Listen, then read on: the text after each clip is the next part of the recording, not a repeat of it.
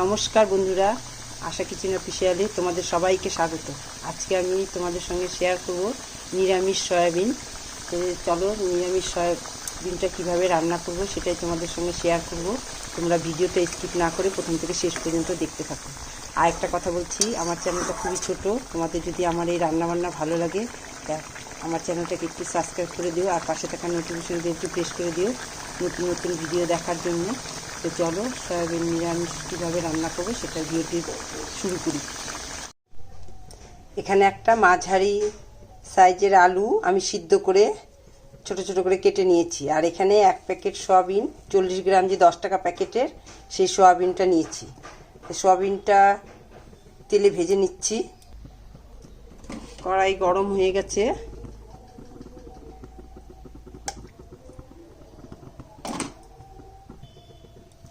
আমি প্রথমে জল গরম করে সয়াবিনটা ভিজিয়ে রেখেছিলাম, ধুয়ে পরিষ্কার করে নিয়েছি। এখন সয়াবিনগুলো ভেজে নেব।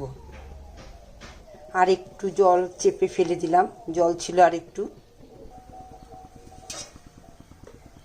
তেল গরম হয়ে গেছে।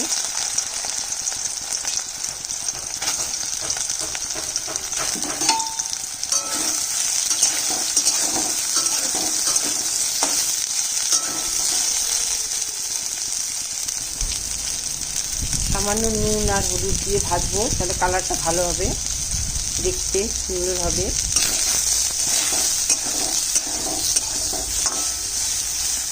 আর একটু ভাজা হবে, আর একটু লাল করে ভাজবো। সয়াবিন লাল করে ভাজা হয়ে গেছে, তুলে নিব।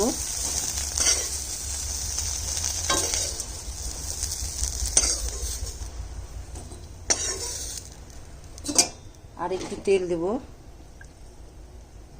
এবার আলুটা ভেজে নিব।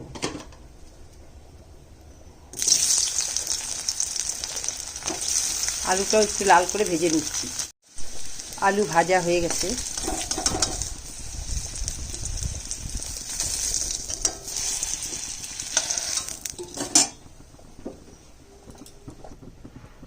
আর একটু তেল দেব। একটা শুকনো লঙ্কা, একটা তেজপাতা, একটু জিরা ফোড়ন দিচ্ছি। এখানে আদা, দুটো কাঁচা লঙ্কা আর জিরে বাটা আছে। এখানে টমেটো বাটা। আমি এর মধ্যে 1 চামচ হলুদ গুঁড়ো দিচ্ছি, আর সামান্য লঙ্কার গুঁড়ো দিব।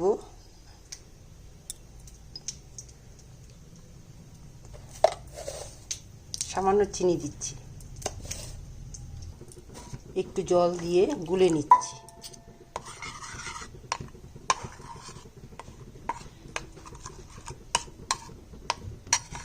যেদিন নিরামিষ রান্না করব সেদিন ভাবি কিভাবে কি করে পিজা, যেমন শুদ্ধ নিরামিষ পেঁয়াজ রসুন ছাড়া। পেঁয়াজ রসুন দিয়ে তো অনেক কিছুই রান্না করা হয়, কিন্তু শুধু পেঁয়াজ রসুন ছাড়া যে নিরামিষটা করতে গেলে একটু ভাবতেই হয় কি রান্না করব কি রান্না করব। তাই ভাবলাম সয়াবিনের তরকারিটা একটু নিরামিষভাবে করি। মশলাটা দিয়ে দিচ্ছি।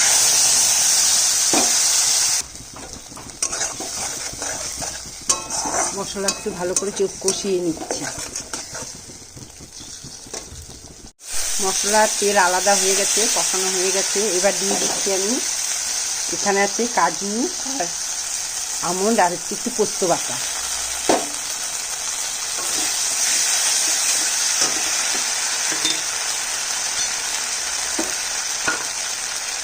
মশলার বাটিটা দিয়ে জলটা দিয়ে দিচ্ছি।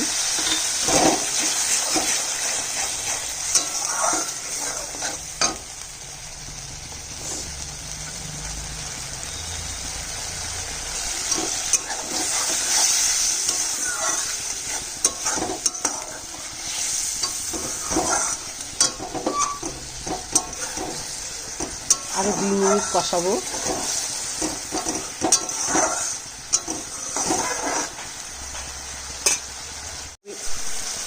আলু আর সয়াবিনটা দিয়ে দিলাম।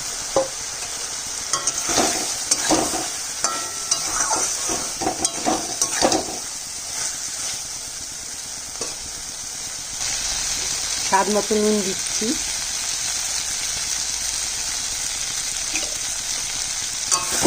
আমি পেঁয়াজ রসুন ছাড়া করলাম, আপনারা চাইলে পেঁয়াজ রসুন দিয়েও করতে পারেন, পেঁয়াজ রসুন দিয়েও খুবই ভালো হয় খেতে। একটু জল দিয়ে দিচ্ছি।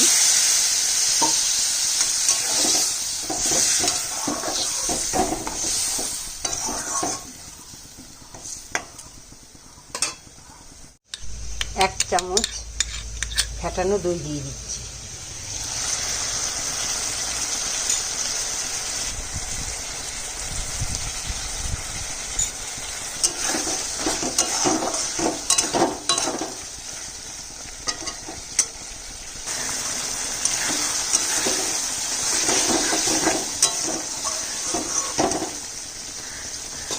One fourth table spoon Kashmiri লঙ্কার গুঁড়ো দিলাম কালারের জন্য, কালারটা ভালো দেখাবে।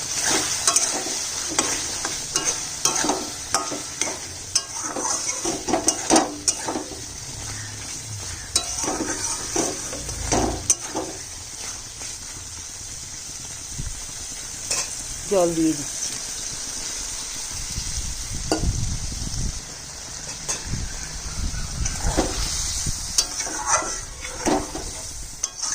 আর একটু জল দিচ্ছি।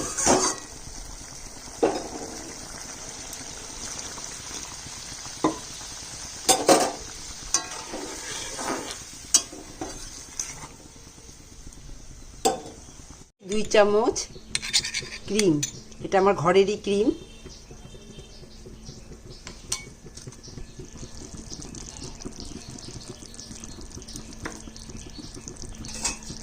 ঘরে থাকা উপকরণ দিয়ে এইভাবে করা যায়, কিছু দিতে হয় না।